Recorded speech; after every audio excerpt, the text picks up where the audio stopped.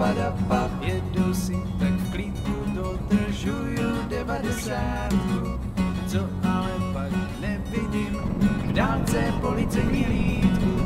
Pane řidič, jel jste 70 místo maximálních 50.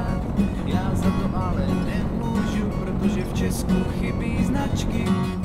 Když mě někdo předjíždí a já mu uhýbám, málem už jsem v příkopu a jenom se dívám. Rozpadnutá krajnice je horší nežli ústřice. Málem jsem to nepřežil a auto si nabořil. Všude samá díra, už zbyla jen víra. Víra, že tu bude naděje, ale ono se nic vlastně neděje. Naše české silnice, to už říkám radši nikdy více. Auto se mi rozpadlo, protože made in China. Další problém, to je šířka, nemyslím to tělesnou. Když proti sobě jedou auta, tak se prostě vlezou. Hodno není tomu všude a tak se jednoduše odřou. To je příběh, jak jsem přišel o svoje milované zrcátko. Hops, hops, hops, jako nějaký kos, skáču po D1. Hops, hops, hops, narazil jsem si nos a už toho mám dost. A přejíždím do levýho pruhu. Všichni blázni na mě troubí, i když jedu 150. BMWčka se na mě tlačí, pán chce jet 250. Každých 10 kilometrů všude samá oprava. Koukám, že to bude dlouhý, nikde se zas nemaká. Pak nastane situace zúženýho pruhu.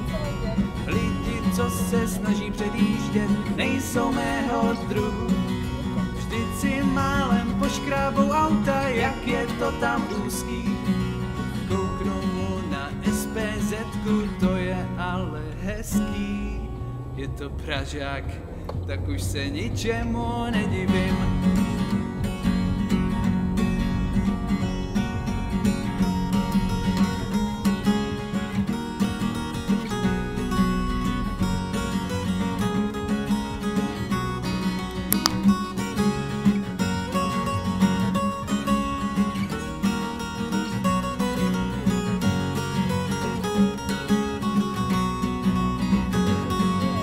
Všude samá díra, už zbyla jen víra.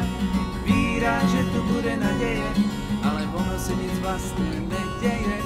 Naše české silnice, to už říkám radši nikdy více. Auto se mi rozpadlo, protože všude samá díra, už zbyla jen víra. Víra, že tu bude naděje, ale ono se nic vlastně neděje. Naše české silnice, to už říkám radši nikdy více. Auto se mi rozpadlo, protože made in China. Zlova nebo stojí, co dělá?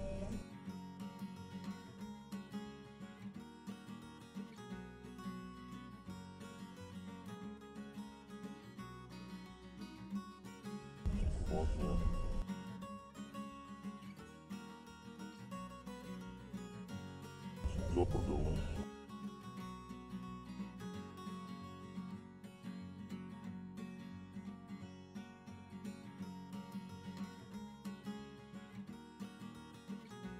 Dělám.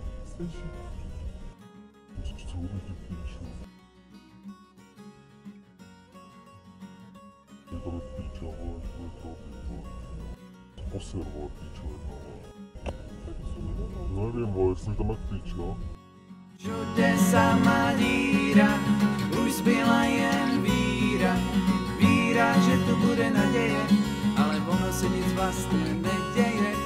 Naše české silnice, to už říkám radši nikdy více. Auto se mi rozpadlo, protože